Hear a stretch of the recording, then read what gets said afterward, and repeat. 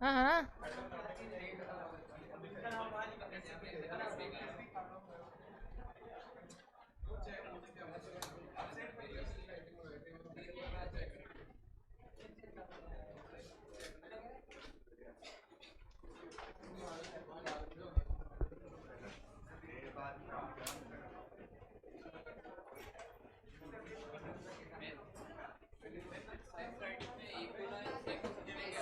नहीं,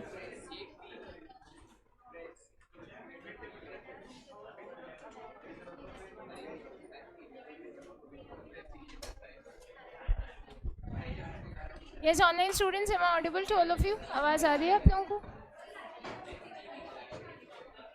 okay okay.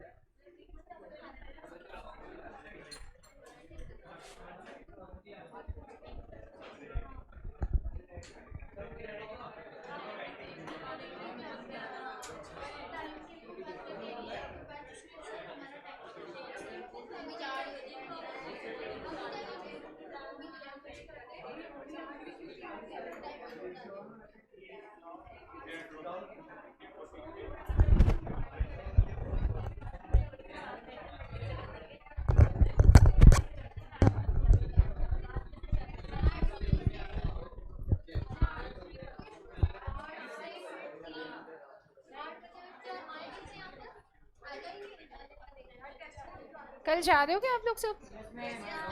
सब लोग आज ही पहुंच जाओगे? घर नहीं बेटा, कॉन्फ्रेंस में।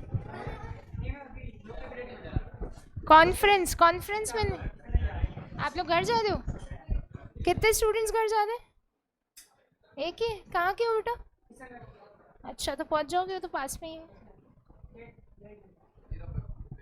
आज तो मतलब एक्साइटमेंट है, या तो कल की छुट्टी का एक्साइटमेंट है या फिर घर जाने का एक्साइटमेंट है? छुट्टी का ही है। कॉन्फ्रेंस कितने लोग जा रहे हैं? Very good, good good good. So this is going to be a unique experience, new experience for all of you. Are you excited? Very good. I can see the excitement here. Good good good. So इसमें अपने कल क्या पढ़ा था अपन ने? Article तो दे दिया आप लोगों को, मंडे तक बन जाएंगे आर्टिकल। अब प्रेसी करी थी, प्रेसी कौन सी करी थी? वो लिखवाई थी या सिर्फ पढ़ने को कही थी? एक एक करके घर से करने को दी थी। कर ली क्या आप लोगों ने? सबने? Very good very good. So ये गेट बंद कर दो पीछे बेटा, गेट बंद कर दो.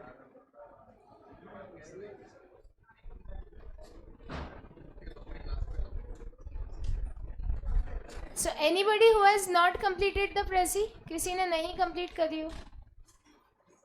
हाँ, ये एक्चुअली यही पूछना होता है. सबने करी में तो शोर सबका एक साथ आता है. 1 and 2 क्या हो गया बेटा? हाँ चलो ठीक है, इसके लिए रूल भी नहीं बनाया था. रूल सिर्फ उस कल कल के लिए, आर्टिकल के लिए बनाया था. क्यों?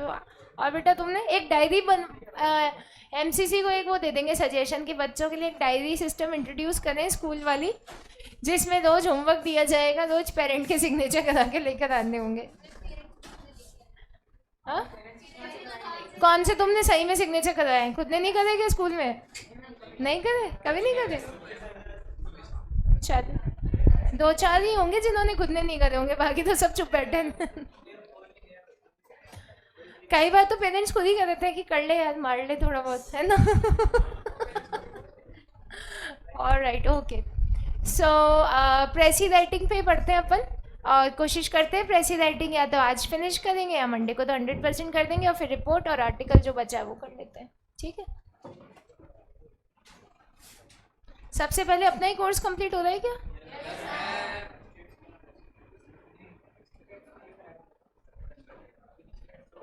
क्या स्टैट्स के साथ कंपटीशन है क्या अपना? पहले किसका होगा? स्टैट्स का पहले होगा? कब होगा? फिर तो नहीं हो सकता कुछ. इनकी तरफ से हो रहा होगा बेटा.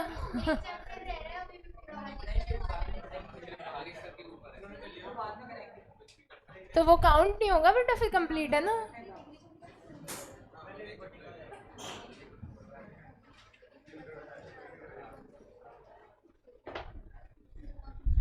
ठीक है. So India trade deficit with China, एक बार इस पैसेज को डिस्कस कर लेते हैं अपन.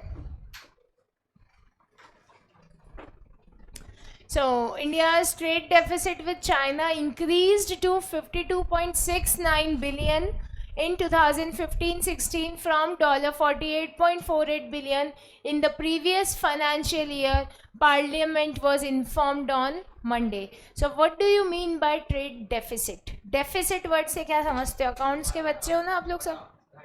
घाटा? पक्का? तो एक्सपेंडिचर ओवर इनकम, बेसिकली इसका जो एग्जैक्ट अंडरस्टैंडिंग होगी वो यही होगी, एक्सपेंडिचर ओवर इनकम. तो इनडायरेक्टली अपन उसको लॉस बोल सकते हैं, क्योंकि इनकम से एक्सपेंडिचर ज़्यादा है तो we are in the loss situation, right. So अपना जो चाइना के साथ ट्रेड डेफिसिट है, तो अपनी इनकम तो उतनी नहीं हो रही बट खर्चा ज़्यादा हो रहा है.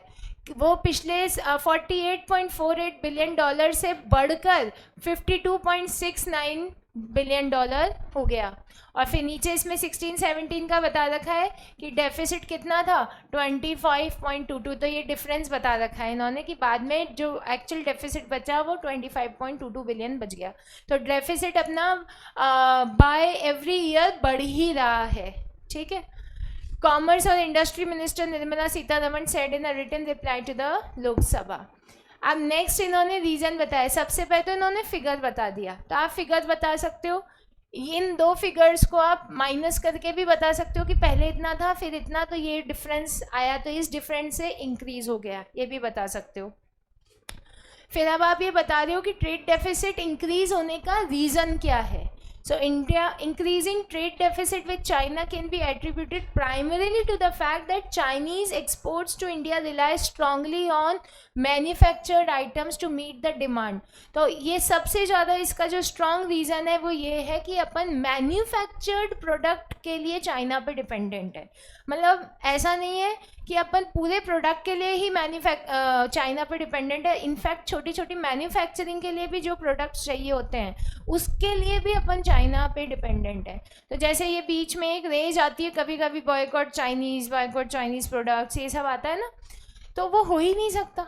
आप क्या कर सकते हो, आप इंडियन टीवी ले आओ, इंडियन कंपनी का टीवी ले आओ, बट उसके अंदर जो चिप लगी हुई होंगी, जो सिस्टम लगा हुआ होगा, वो टीवी एक साथ थोड़ा ना बनता है, असेंबल होती हैं चीज़ें. तो उसके अंदर कोई ना कोई चीज़ 100% चाइनीज़ होगी, राइट. सो आप इंडियन कंपनी का ही लेकर आ रहे हो, लेकिन कंपनी तो मैन्युफैक्चर भी वहीं से कर रही है, चीज़ें बनाई वहाँ से रही है, राइट. सो ये सारी चीज़ें, तो चाइनीज़ प्रोडक्ट तो बॉयकॉट हो ही नहीं सकता. कम ज़रूर हो सकता है कि आप कंपैरेटिवली पहले से अभी में कम यूज़ करने लग जाओ, अदरवाइज तो नहीं हो सकता, right. India is negotiating the regional comprehensive economic partnership trade agreement. India ने ये एक ट्रेड अग्रीमेंट किया है, RCEP, और इसमें फिर इन्होंने लास्ट में ये रीज़न बताया है कि इसको अगर अपने को रिड्यूस करना है डेफिसिट को, तो हमें क्या करना पड़ेगा, हमें ओवरऑल एक्सपोर्ट्स को इंक्रीज़ करना पड़ेगा और एक्सपोर्ट को डाइवर्सिफाई करना पड़ेगा. मतलब एक्सपोर्ट करना पड़ेगा, एक्सपोर्ट करेंगे तो रेवेन्यू आएगा. तो हमें अगर ये डेफिसिट कम करना है, लॉस की सिचुएशन कम करनी है, तो हमें क्या करना होगा, एक्सपोर्ट्स बढ़ाने होंगे. और एक्सपोर्ट भी कैसे बढ़ाने होंगे, डाइवर्सिफाइड फील्ड में, अलग अलग फील्ड में बढ़ाने होंगे. ठीक है.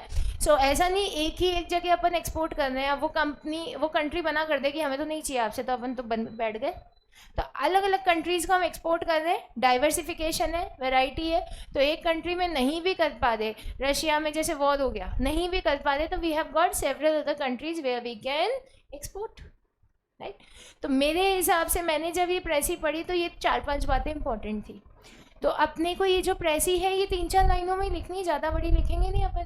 तो सबसे पहले तो ट्रेड डेफिसिट कितना है, फिर उसके बाद ट्रेड डेफिसिट का रीज़न और उसको सॉल्व करने का तरीका. ये RCEP को भी हटा दो, इसकी ज़रूरत नहीं है. तो कितना ट्रेड डेफिसिट है, क्यों है और कैसे कम किया जा सकता है, बस, राइट. सो आप देखो इसकी प्रेसी नीचे दे रखी है.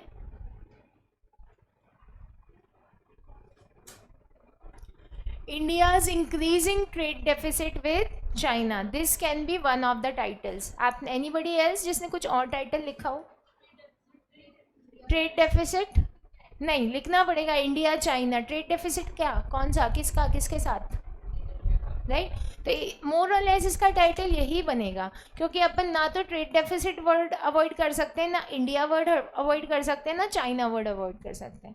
तो आपके टाइटल में ये 4 वर्ड्स आने चाहिए। अब इन 4 वर्ड्स को कैसे भी घुमा के आप अपना टाइटल बना दो, सब सही है, ठीक है। According to Commerce Industry Minister Nirmala Sitharaman, India's trade deficit with China has risen by $4.21 billion. तो इन्होंने वो माइनस कर दिया, शुरू का जो अमाउंट दे रखा था 48 और 52 वाला। Since the last fiscal year reaching, हम फाइनली कहाँ पहुँच गए, 52.69 पे।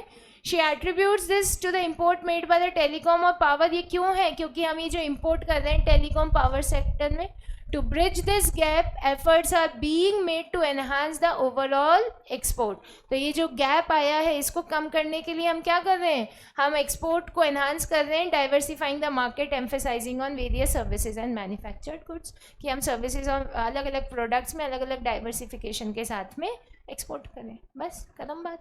सो आप लोगों ने बनाई होगी ये प्रेसी, मोर और लेस यही पॉइंट्स कवर करें सबने। प्रॉब्लम आई किसी को, आई है तो बताओ। 5-6 लाइन्स कितनी है इसमें, 2 3 4 5 6 7 8 9 10 11 12, 5 तक कर लो मैक्सिमम। एक लाइन कम करने की कोशिश करो, तो लाइन मत काटना, लैंग्वेज को चेंज कर लेना, ठीक है। सो 5 से ज़्यादा नहीं, ठीक। बुक की सही में अपन नहीं लिखेंगे, ठीक है। एग्जैक्टली सेम तो नहीं है। To bridge this gap word तो आपके पैसेज में नहीं आ रहा। एफर्ट्स आर बीइंग मेड, तो अब ये तो क्या है कि डाइवर्सिफाइंग, ये तो कीवर्ड्स लिए इन्होंने, तो वो लाइन पूरी सेम बन गई। कुछ इस तरीके से आ सकता है, बट अगर मैं ये आपको अलाउ कर दूँ ना कि आप कर सकते हो या एक आध आप कॉपी कर सकते हो, तो 2 तो मैंने अलाउ कर दी, 2 आपने अपनी तरफ से ऐड कर ली, तो अल्टीमेटली वो जो प्रेसी बनी ना, वो अपने उसमें अपन ने 1-2 लाइन ही है जो अपने आप खुद से लिखी हैं, बाकी सब कॉपी किया है। फिर वहाँ पे जाकर यहाँ तो आपको लगेगा कि आ गया, फिर वहाँ पे मार्क्स कट जाएंगे, नहीं, तो उसका कोई मतलब नहीं है। फेक कॉन्फिडेंस नहीं आपके अंदर डालना मुझे, जो अपनी एक्चुअल प्रैक्टिस है अपन उसी से करेंगे। उसमें जो भी इधर उधर से रास्ता निकल सकता है वो आप लोग सब अपने अपने लेवल पे निकाल लोगे, मुझे ऑलरेडी पता है। So I am not going to tell that way to you, ठीक है। सो अंडरस्टूड, आ गया ये पैसेज समझ में। कोई डाउट किसी भी स्टूडेंट को प्रेसी राइटिंग के कॉन्सेप्ट में डाउट आ रहा है, कोई परेशानी तकलीफ आ रही है तो बताओ, because this is one of those topics जो हर साल आता है, कंपलसरी तो नहीं है बट आता हर साल है, फिक्स है। सेकंड क्वेश्चन का सी पार्ट बन के 5 नंबर का, तो हर साल आता है, तो अपन इसको थोड़ा सा इसी तरीके से कर लें कि ये कंप्लीट कर सकें। और इसमें लिखना तो कम ही पड़ेगा, तो ये सब कर पाओगे। जैसे फर्स्ट क्वेश्चन में पैसेज और नोट मेकिंग तो करोगे ही, सेकंड क्वेश्चन में आपने 5 नंबर की प्रेसी कर ली, ठीक है।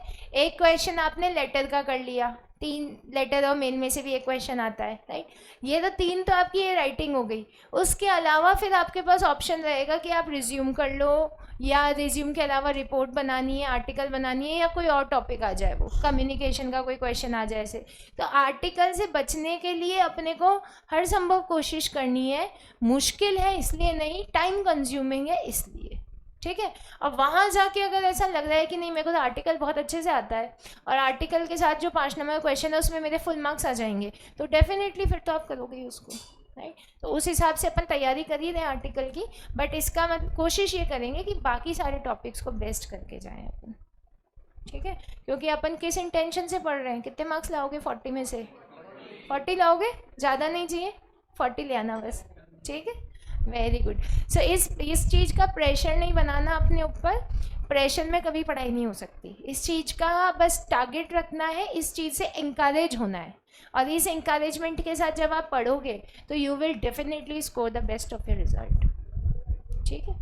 चलिए प्रैक्टिस कर लें आगे इसकी। इससे पहले कौन सा पैसेज किया था अपन ने, जीमेट वाला, राइटिंग स्किल वाला कर लेते हैं अब।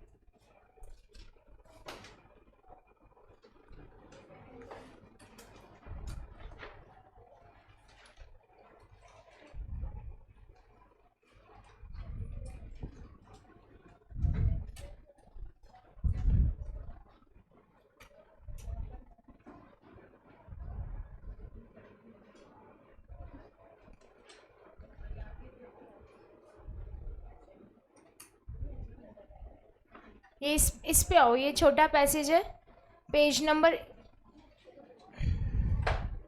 7.8, कॉर्पोरेट सोशल रिस्पॉन्सिबिलिटी। हाँ बेटा, बात नहीं करनी है। कॉर्पोरेट सोशल रिस्पॉन्सिबिलिटी मिला आप लोगों को? समझते हो क्या होती है कॉर्पोरेट सोशल रिस्पॉन्सिबिलिटी? नहीं समझते? बीएससी में पढ़ी थी तो क्या पढ़ा था फिर? किसी को नहीं पता? कंपनी की? नहीं नहीं, ये तो फंडेबाजी है। हर कंपनी, जितने भी ऑर्गेनाइजेशंस होते हैं, कॉरपोरेट्स होते हैं, बॉडी कॉरपोरेट्स होते हैं, कॉरपोरेशंस होते हैं, कंपनीज होती हैं, फर्म्स होती हैं, इन सब की ये सब सोसाइटी में बहुत सिग्निफिकेंट कंट्रीब्यूशन देती हैं in terms of money and employment, right? तो अगर कोई भी एक्स कंपनी आपने खोली तो उस कंपनी को चलाने के लिए एम्प्लॉयमेंट चाहिए होगा, लोग चाहिए होंगे, तो एम्प्लॉयमेंट अपॉर्चुनिटीज़ दे दी आपने उनको, आप सैलरी प्रोवाइड कर रहे हो, सर्विसेज आप दे रहे हो, तो ये सब तो होता ही है। लेकिन सरकार ये कहती है कि हर कंपनी को एक सोशल रिस्पॉन्सिबिलिटी, सोसाइटी के टूवर्ड्स रिस्पॉन्सिबिलिटी फुलफिल करनी चाहिए जो आपकी कंपनी से रिलेटेड ना हो। तो सोसाइटी की तरफ रिस्पॉन्सिबिलिटी का मतलब जैसे गरीब बच्चों को सपोर्ट करना, ऑर्फन बच्चों को सपोर्ट करना, फ्री एजुकेशन प्रोवाइड करना, प्लांटेशन वगैरह करना, नेचर को सपोर्ट करना, ये सब आपको करना चाहिए। तो ऐसे बोलने से तो कोई नहीं करता, बोले हाँ करना चाहिए, सब कहते हैं पेड़ लगाने चाहिए, लेकिन लगाते कितने हैं, राइट? तो उस केस में गवर्नमेंट देती है टैक्स में कुछ रिबेट। अगर आपने CSR एक्टिविटीज़ करी हैं, जिसमें आपने CSR एक्टिविटीज़ मतलब कॉरपोरेट ने सोशल रिस्पॉन्सिबिलिटीज़ अगर निभाई हैं अपनी, तो टैक्स में रिबेट मिलती है। तो अब उस टैक्स में रिबेट के लालच में सब लोग ये काम करते हैं। तो इंटेंशन कुछ भी होता है, लेकिन सरकार का ये कहना है कि आपको सोसाइटी को एक सिग्निफिकेंट कॉन्ट्रीब्यूशन देना चाहिए। भाई आपके एम्प्लॉयज़ या आपकी कंपनी के जो लोग हैं वो यूज़ तो सोसाइटी के रिसोर्सेज ही करते हैं। अंबानी चाहे कितना ही अंबानी हो, क्या उसने अपने ऑफिस तक जाने के लिए अपनी पर्सनल रोड बना रखी है क्या, कि मेरी अपनी रोड है, मेरे एम्प्लॉयज़ यहीं से जाएंगे, या मेरी अपनी ट्रेन है, मेरे एम्प्लॉयज़ वहीं से जाएंगे, मेरा अपना आसमान है, मेरा प्लेन उसी आसमान से जाएगा? कर सकता है क्या ऐसा? वो नहीं कर सकता ना, no matter how rich he is. So आप अल्टीमेटली ये सारे रिसोर्सेज, इंफ्रास्ट्रक्चर किसके यूज़ कर रहे हो? सोसाइटी के। So you should pay back to society in some और अदर वे। सो दैट जो अपन चैरिटी कहते हैं, सपोर्ट कहते हैं, तो इन एक्टिविटीज़ को कहते हैं कॉरपोरेट सोशल रिस्पॉन्सिबिलिटी। कॉरपोरेट्स की, कंपनीज़ की सोशल रिस्पॉन्सिबिलिटीज़ होती हैं, और वो क्या होती हैं, वो उस किस तरीके से फुलफ़िल करी जानी चाहिए, क्या होता है इसका कॉन्सेप्ट, किस तरीके से चलाते हैं, ये सब इसमें दे रखा है आपके, राइट? तो अब एक चीज़ और समझनी है, कई बार ऐसे पैसेजेस आएंगे आपके जिसकी नॉलेज आपको ऑलरेडी पहले से होगी, राइट? जैसे करप्शन पे कोई पैसेज आया, अब करप्शन तो आप ऑलरेडी जानते हो, तो आप जब प्रेसी बना रहे हो तो आपको अपना इंटरप्रिटेशन नहीं लिखना। बोले इसको पढ़ने की ज़रूरत है, अपने को 4 लाइनें लिखनी है करप्शन पे, अपने को 4 लाइनें पता है, अपन लिख देते हैं, ख़त्म कर। प्रेसी का मतलब यही होता है that what ever is given in the passage, उस पर्टिकुलर बात को आपको शॉर्ट में लिखना है। तो अपने थॉट प्रोसेस को, अपने दिमाग में जो बातें हैं उनको नहीं लिखना है, उसी बात को शॉर्ट में लिखना है। And same goes for comprehension passage also. कई बार जैसे सोशल मीडिया का डिसएडवांटेज पूछा किसी ने पैसेज के बेसिस पे, डिसएडवांटेजेस सबको आते हैं, यहाँ पर सबको पता है कि सोशल मीडिया के क्या नुकसान है, लेकिन आपको नुकसान कौन से लिखने हैं? जो पैसेज में दे रखे हैं, राइट? तो ये बात आप पैसेज में, प्रेसी में, नोट मेकिंग में, तीनों में ध्यान रखना कि अपनी नॉलेज अलग है और अपने को जो यूज़ करनी है वो नॉलेज पैसेज की है, ठीक? अब इस बेसिस पे ये CSR, इसका टाइटल तो सेम ही बनेगा, कॉर्पोरेट सोशल रिस्पॉन्सिबिलिटी, और इस बेसिस पे इसका एक बढ़िया सी प्रेसी बना दो। Come on.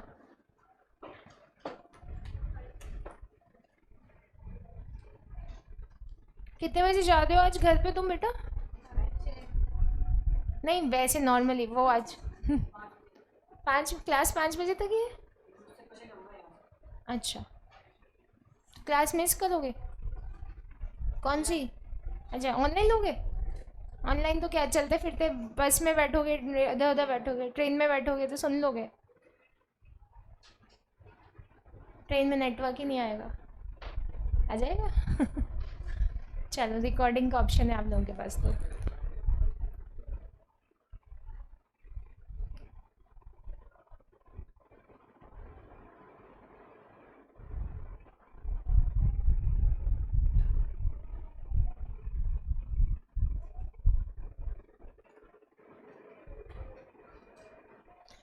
Underline the main points first of all and then make the pressy. Online students कर रहे हैं आप लोग?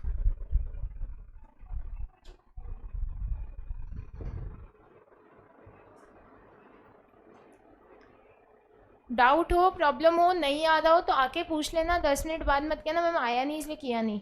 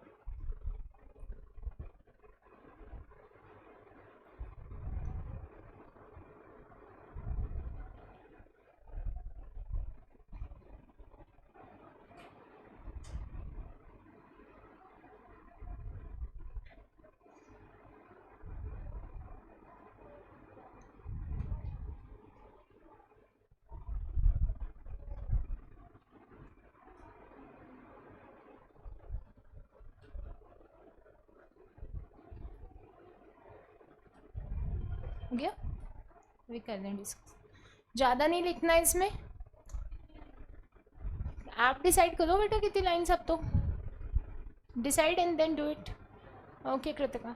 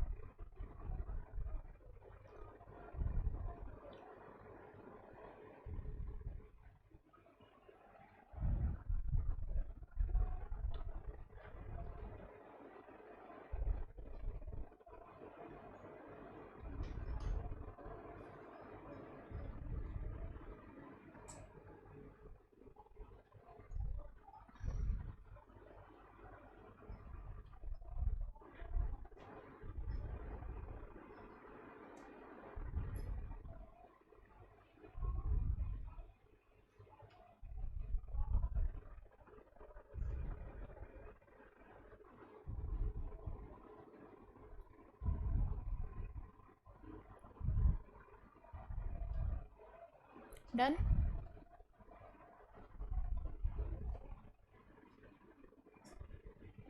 इसके नीचे भी है पैसेज, यहाँ तक ही नहीं है, 3 लाइन दे रखी है अभी, पढ़ी नहीं हो तो।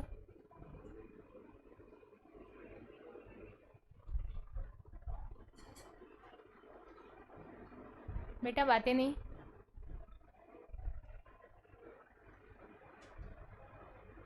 आज ख़त्म कर दे प्रेसी को।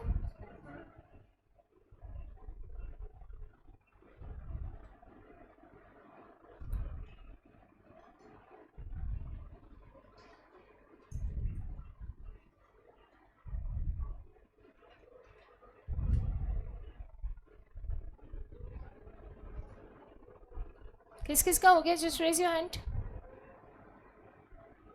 क्या हो गया यहाँ वालों को? क्या हो गया? किसी का ही नहीं हुआ? Be quick. हो गया?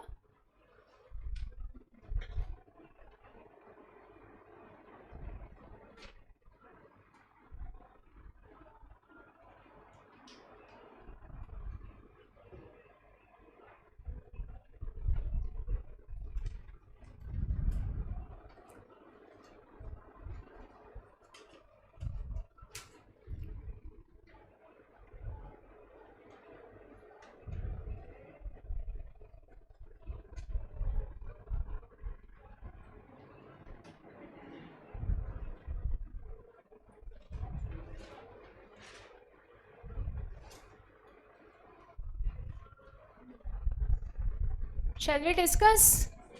हो गया सबका?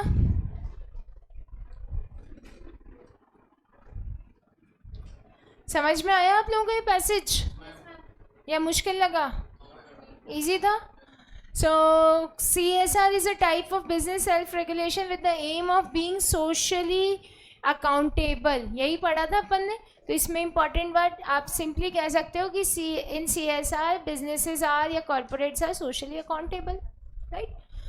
There is no one right way companies can practice CSR. Many corporate CSR initiatives strives to positively contribute to the public, the economy or the environment. तो ये बता रखा है कि कोई एक पर्टिकुलर तरीका नहीं है, सब अपने अपने तरीके से इन 3 सेक्टर्स में कंट्रीब्यूट करते हैं, राइट? तो इसको आप सिंपली ऐसे लिख सकते हैं, इन दोनों लाइंस को आप मिक्स कर सकते हो, that CSR is a socially accountable activity which contributes to public economy and environment. तो अपन ने 2 बातों को एक ही लाइन में मिक्स करके लिख दिया. In today's socially conscious environment, employees customer place a premium on working for and spending their money with business that prioritize CSR. तो इन्होंने बता रखा है कि आजकल एम्प्लॉयज़ और कस्टमर्स भी उन्हीं कंपनीज़ को प्रेफर करते हैं जो CSR में एक्टिव हैं. एक कोई कंपनी है, फॉरगेटिंग द नेम, जिसमें ऐसा होता है कि आप कुछ पर्टिकुलर कोई सोप खरीदो, पाउडर खरीदो, ऑयल खरीदो, तो वो बच्चों के फंड, बच्चों के एजुकेशन में उसका पैसा जाता है.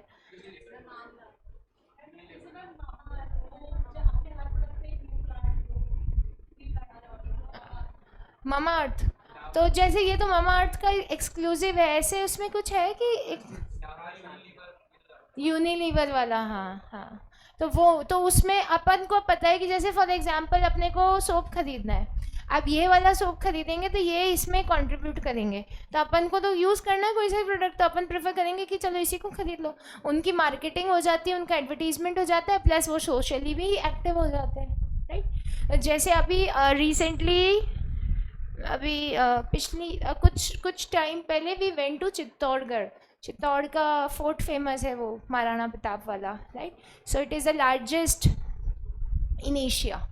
सो वहाँ पे उस चित्तौड़ के फोर्ट में एक शॉप है, और वहाँ पे जो शॉप है उसमें बहुत सारी चीज़ें अवेलेबल हैं जो अपने जैसे जयपुर में बाबू बाज़ार वगैरह में मिलती हैं, डेकोरेटिव आइटम्स और ये सारे जो राजस्थान की स्पेशलिटी रखते हैं, वो सब चीज़ें थी.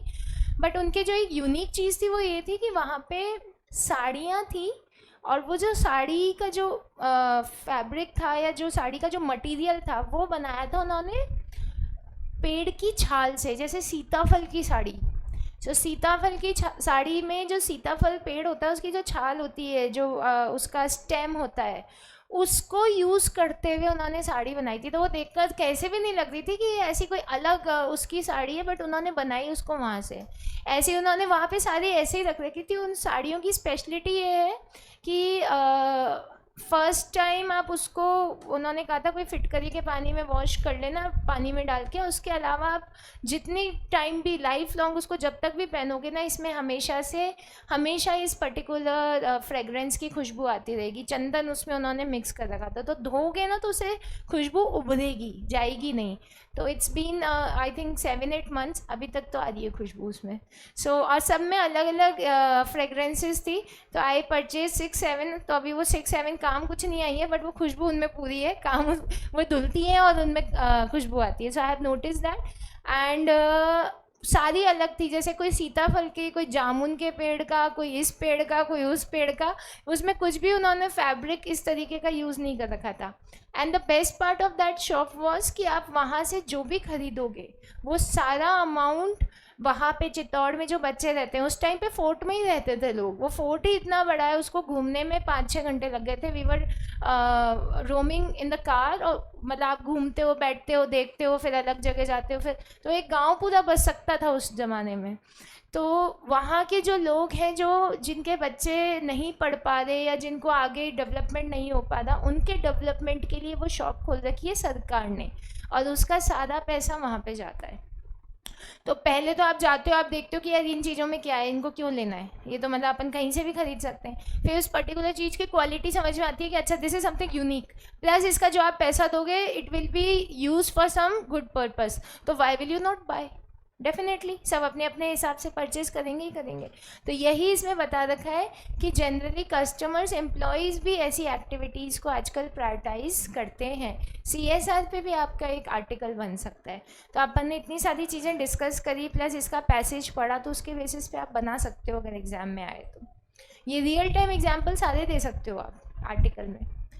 As a use of corporate responsibility expense, it is becoming increasingly important to have a socially conscious image.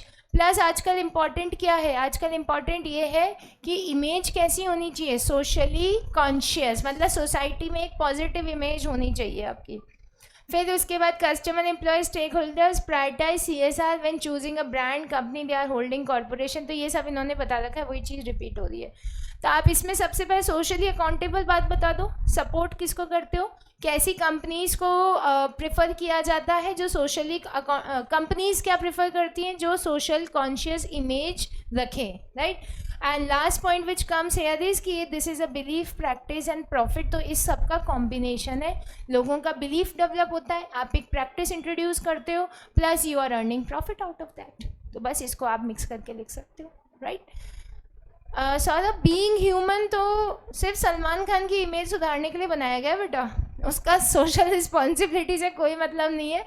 एक टाइम पे सलमान खान की जो इमेज थी वो इतनी ज़्यादा मार्केटिंग और इन सब चीज़ों से पॉलिश हो चुकी है नाउ कि अब सलमान को ऐसा माना जाता है that he is a great philanthropist, बहुत चैरिटी करते हैं, बहुत चैरिटी में बिलीव करते हैं, लोगों का सपोर्ट करते हैं, ये है वो है। तो इससे लोगों के इमोशंस अटैच हुए, लोगों की पॉजिटिविटी मिली, राइट। सब चैरिटी में जाता है नहीं जाता है, बट वो अलग, वो इंडिविजुअल पर्पस से काम हो रहा है, राइट।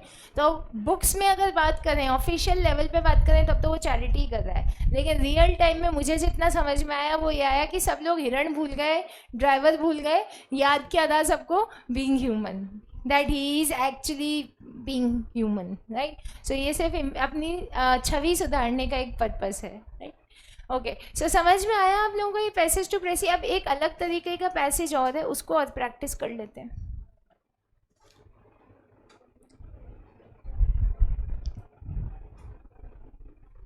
ये आपका पैसेज दे रखा है पॉइंट्स में, passage number 3 page number 7.7, passage 3 page number 7.7।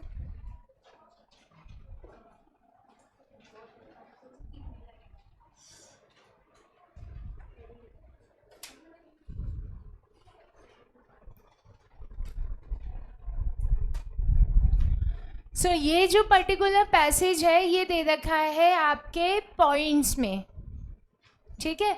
तो पॉइंट्स में दिया हुआ है पैसेज की प्रेसी भी पॉइंट्स में ही बनेगी, पहला रूल। दूसरा रूल, इसमें पॉइंट्स कितने दे रखे हैं, 5 पॉइंट्स दे रखे हैं। तो अब इसमें बच्चे दिमाग ऐसे लगाते हैं कि 5 पॉइंट दे रखे हैं, 1/3 कर देते हैं, 2-3 पॉइंट लिख के आ जाते हैं। No, 5 points means all 5 points in the same sequence with the same heading. आपको ना तो पॉइंट्स कम करने, ना सीक्वेंस बदलना है, ना इनकी हेडिंग बदलनी है, राइट।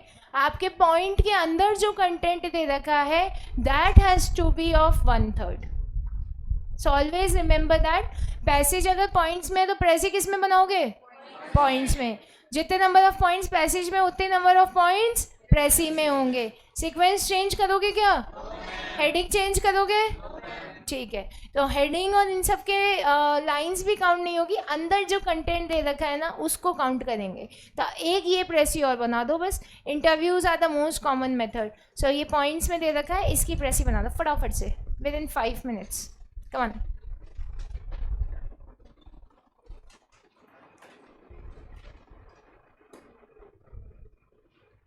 इसके लिए आपको बुक ही खोलनी पड़ेगी क्योंकि स्क्रीन पे तो एक साथ पूरा पैसेज दिखेगा नहीं।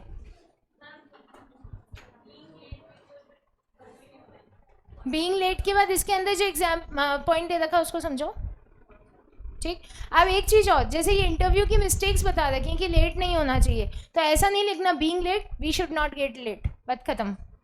1/3 का क्या, 1/3 से भी कम कर दिया, तो ऐसा नहीं करना। और इसमें जो दे रखा है उसी को शॉर्टन अप करना है। सो रीड इट केयरफुली, कैसे भी लिख सकते हो। कमान कमान कमान, बातें नहीं, फटाफट से काम.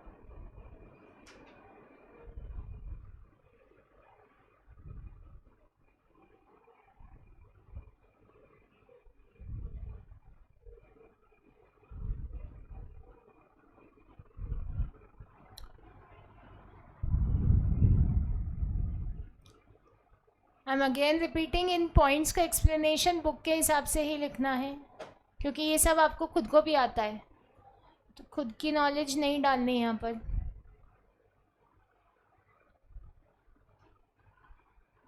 बेटा आर्टिकल हुए क्या तुम्हारे? सारे हो गए? पीछे हो गई बात, हो गई हमारी.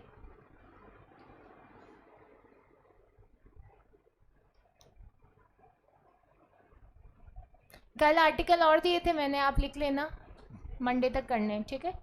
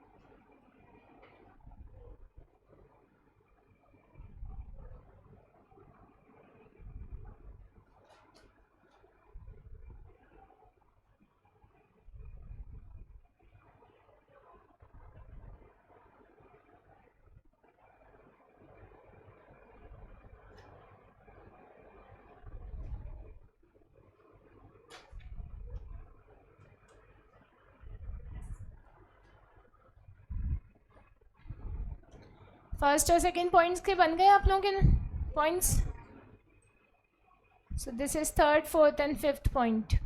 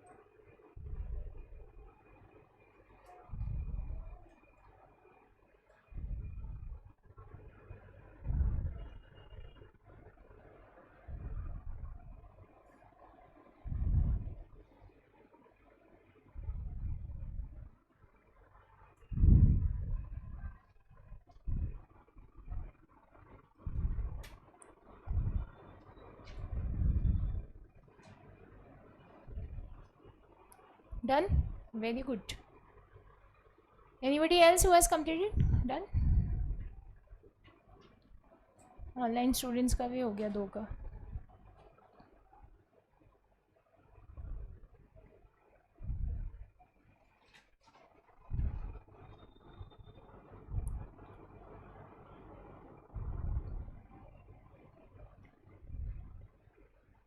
हो गया बेटा?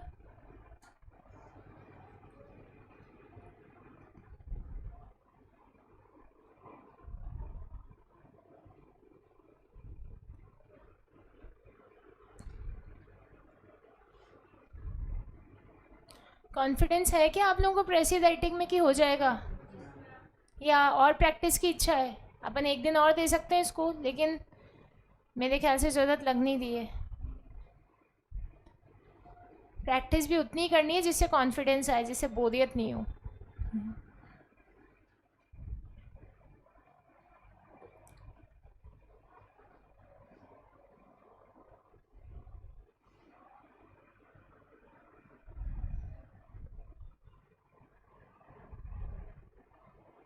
आप MCC मॉड्यूल भी रेफ़र कर सकते हो, उसमें भी पैसेजेस और दे रखे हैं. प्रैक्टिस कर सकते हो, बुक में भी है, और कर सकते हो प्रैक्टिस. तो जितने आप करोगे उतना आप बेटर बनोगे. और ये सारे टॉपिक ऐसे हैं कि इन सब पे कुछ ना कुछ आर्टिकल रिलेटेड भी नॉलेज आप लोगों को मिलेगी, राइट. सो उस केस में आपको ये ध्यान रखना है कि नॉलेज तो अपने को गैदर करनी ही करनी है, बट उससे ज़्यादा अपने को प्रैक्टिस पे भी फोकस करना है. प्रैक्टिस के 2 पर्पज़ हैं. एक तो काम सही होगा, मार्क्स पूरे आएंगे. दूसरा वहाँ पर टाइम कम लगेगा, राइट. सो अल्टीमेटली जितनी प्रैक्टिस आप ज़्यादा करोगे उतना आपको टाइम में हेल्प करे. तो अगर ऐसा लग रहा है किसी भी टॉपिक में कि प्रैक्टिस की कमी लग रही है या प्रैक्टिस कम है, तो मुझे बता सकते हो. अपना कोर्स एकदम टाइम से चल रहा है, अपने पास हैं, अपन 1 आध 2 दिन एक्स्ट्रा भी ले सकते हैं. अपने को कोई जल्दीबाजी नहीं मचानी है. So in case if you are feeling as a whole class feel कर रही है कि मैम ये वाले टॉपिक में प्रैक्टिस की कमी लग रही है, तो आप बता सकते हो, उसको उठा के प्रैक्टिस कर लेंगे. है ऐसा कोई टॉपिक? वैसे अपन ने क्लास में ही काफ़ी करी है प्रैक्टिस हर टॉपिक की.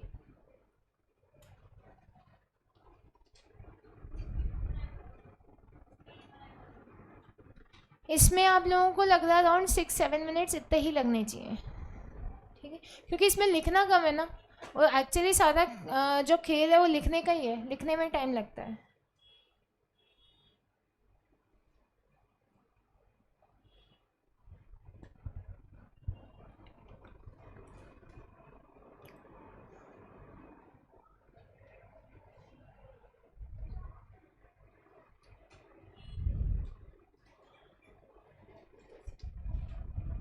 कर लें डिस्कस इसको?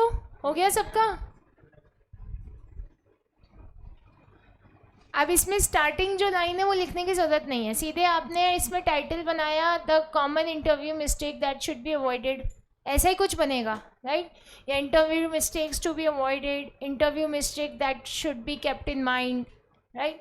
तो इस तरीके से आप लिखेंगे. सबसे पहले बीइंग लेट, तो बीइंग लेट इसमें जो पॉइंट दे रखा है उसमें आप इसको ऐसे स्टार्ट कर सकते हैं, plan your journey and reach 15 minutes before the meeting. बस ख़त्म बात, ठीक है. फिर उसके बाद second is not knowing about the organization. So prepare this common question and research about the organization on the internet, right. तो ये आपने सिंपल लिख दिया कि इस कॉमन क्वेश्चन, ये कॉमन क्वेश्चन है, पूछते हैं सब, तो इसको प्रिपेयर करें और इसके बारे में रिसर्च करके जाएं. Third is not knowing why you want the job. आपको सबको पता है एक्चुअली कि आप जॉब क्यों करना चाहते हो. Everybody wants to earn money, but this is not something which we have to actually speak there, right. So not knowing why you want the job, इसमें ये इंटरव्यू आपसे पूछेगा you need to earn money, so make sure this is not your response. सीधा दे रखा है इसमें. सो आप इसमें ये बता सकते हैं it is something about the business reputation, the challenges it faces, the segment of the market it serves.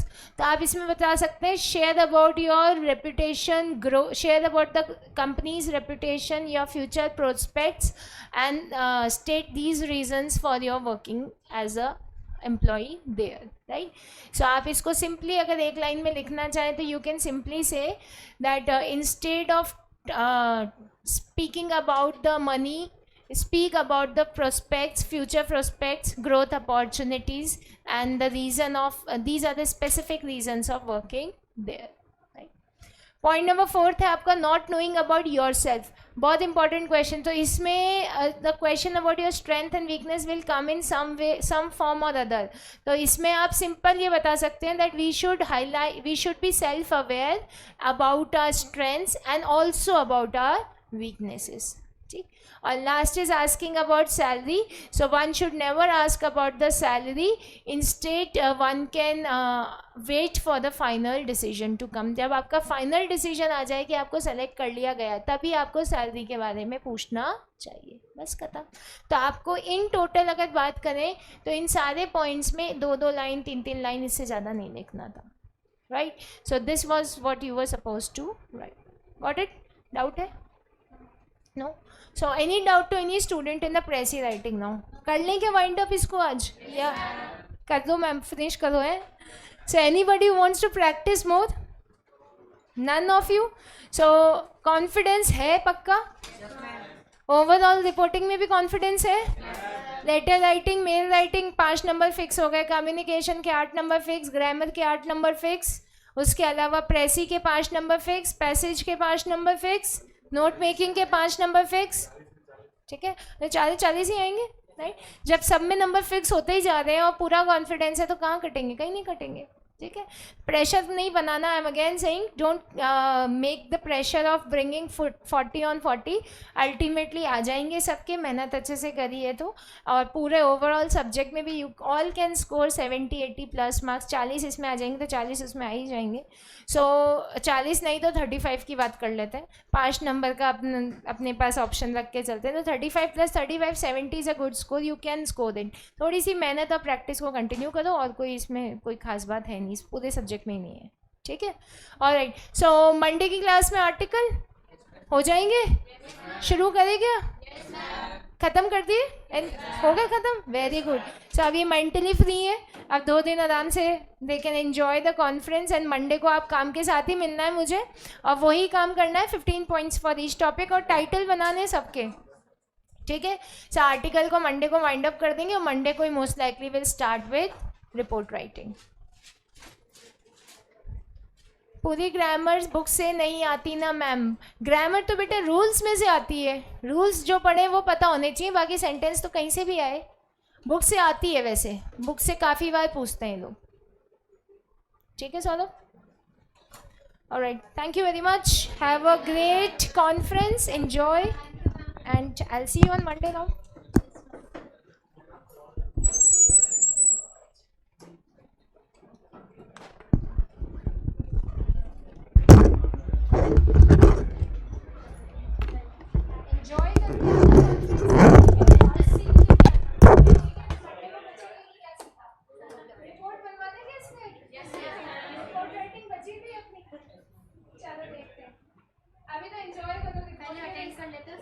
Report के प्रेशर से जाओगे तो एंजॉयमेंट नहीं करेगा.